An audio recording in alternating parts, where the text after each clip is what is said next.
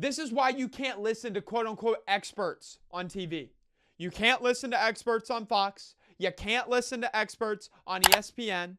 You can't listen to guys like Chris Collinsworth. If you listen to them for your enjoyment, that's fine. I mean, heck, this is basically what I do. I don't call myself an expert, but I talk a lot on the internet.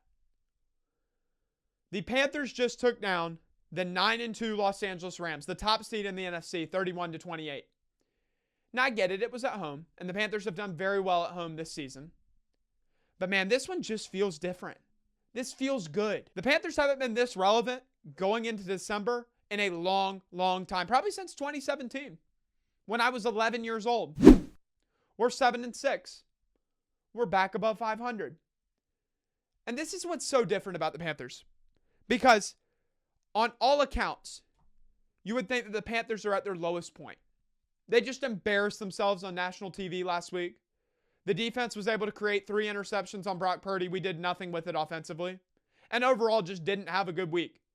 J.C. Horn out with a concussion. Trevon Merrick had a low blow to Jawan Jennings, got him suspended. And this felt like this was the Rams' game to lose. Not only because of the talent, but because of all the adversity that the Panthers had. I saw people that thought the Panthers would lose by 20, 30, 40. It was supposed to be a bloodbath. And when I started watching the game, yes, the Rams came out and scored fast. But when we were able to respond, I was like, okay, we won it. You know, you can feel the energy. You could feel, oh, the Panthers actually want to win this game. And we just never went away. Mike Jack's pick 6 got me hyped. I was in a Mexican restaurant after church, and I was absolutely freaking out because you're not used to good things happening for Ejiro Evera's defense if you've been here long. If you've been here the entire time of Ejiro Evera's tenure as the defensive coordinator, then you know that usually bad things happen. But Mike Jack was able to undercut the route, make a heck of a play, and take it back to the house. I thought our defense did a nice job. I was really proud with how our secondary fought because I really thought that Devontae Adams and Puka Nacua were about to have their way all game long. I thought the Rams were about to drop 50 on our heads. Now they got 28. That's still a lot of scoring. And that was on our defense. I mean, it's not like, our offense didn't turn the ball over. So these were just really good drives by the Rams. But our secondary fought. Mike Jack had a pick. Nick Scott had a pick. Now it's going to be great to have J.C. Horn after the bye. But we fought. Derek Brown, man. What a player. I'm going to say it. Best defensive tackle in football. Comment down below. I really don't care. He is. He's the best defensive tackle in football. That strip sack at the end of the game won it all for us. It was over from that point. Third down, Derek Brown comes up, knocks the ball out. DJ Wandon falls on it. Beautiful. Ball game. The offense stole the show. As well as I thought the defense played, especially with so many men down. Our offense was the reason that we were able to win this game. We had slow, methodical drives. The Panthers controlled 35 minutes of this game to the Rams 24. It's hard to win a game when you have a time of possession that big.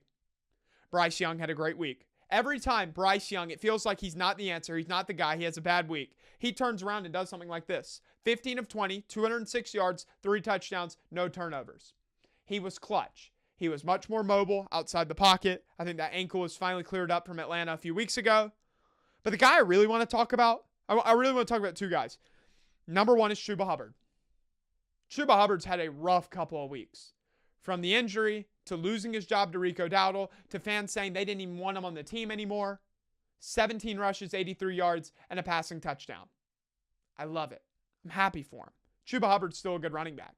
And we have Jonathan Stewart, D'Angelo Williams 2.0 in our midst. We do. It doesn't take away from Rico Dowdle. It doesn't take away from the fact that he's a great running back, and still he's in the top 10 for yards. He still had 58 yards. I heard people saying, oh, well, this is Chuba Hubbard's running back room. No, it's not. We don't have a running back 1. We have a running back 1 and a running back 1A. But the other guy I really want to talk about is Jalen Coker. 74 yards today and a beautiful 4th down touchdown. He reminded me of Adam Thielen. He really did. He made play after play after play in the slot. He was right there where Bryce Young needed him. And he's got great hands. He's so consistent. To think that guy played at Holy Cross. He didn't play D1. He was undrafted. Nobody believed in this guy. And now he's making plays like this. It's unbelievable. Teterola McMillan, so good. Bryce Young able to find him for the game-winning touchdown. This was a group effort. It was a well-oiled machine. The Panthers got out hot early, and they maintained. Everybody did their job. And I feel really good about the next couple of weeks. We go to our bye this week. We come out of it. We go to New Orleans for a huge get-back game opportunity. I want us to beat the Saints by 50. I know that's probably not going to happen, but I really want it to. After that, we will finally get our long-awaited matchup with the Tampa Bay Buccaneers. That's going to be a scary game. But I feel really good. I feel confident about where we're at. I think even if you look at the Rams-Bucs game from last week, you can see that the Panthers are not to be messed with and that you probably shouldn't put any money on the Buccaneers. I'm not saying that they're not going to win. They're probably still favored.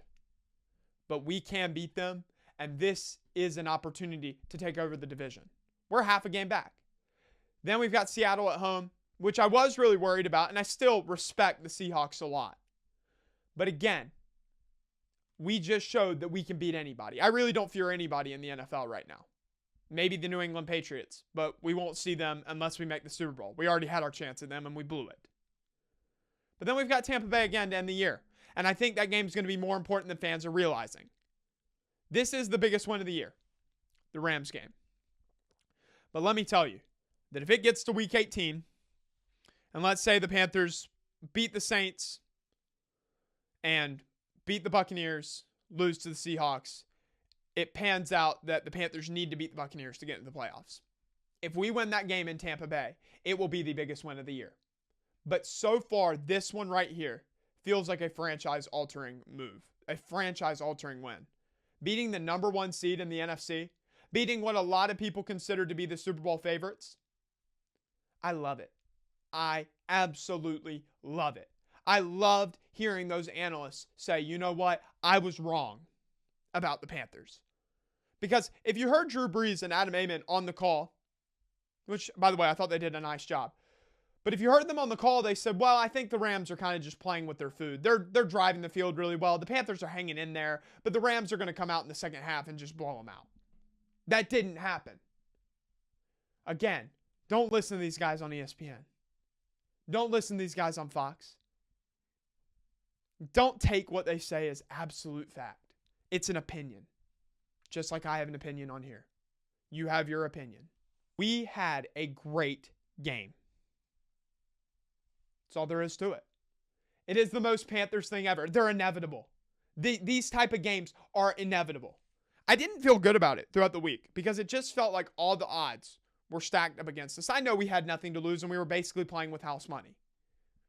But with all the injuries, suspensions, and overall, the Rams are just a good football team. Well coached, well disciplined, very balanced. But then I figured out the weather. And I'm like, okay, we really have a chance. I thought it was going to be off of Rico Dowdle. He did fine. But he wasn't the reason we won this game. This was not a one-person show. Like if the Atlanta Falcons game was the Bryce Young show, if the Dolphins and Cowboys games were the Rico Dowdle show, then I would say that this one was just a team effort. This was just the Panthers show. And I loved it. This was fun football. This was good football to watch. This was a great game from an NFL fan's perspective, not just from a Panthers fan. I am so excited, and I hope we take this momentum into our bye week. We get some much-needed rest. We get some healthy guys back, and we finish this year strong. Because I believe this year can be the year that is remembered as the year the Panthers turn everything around. Hey, Panthers football looks like that.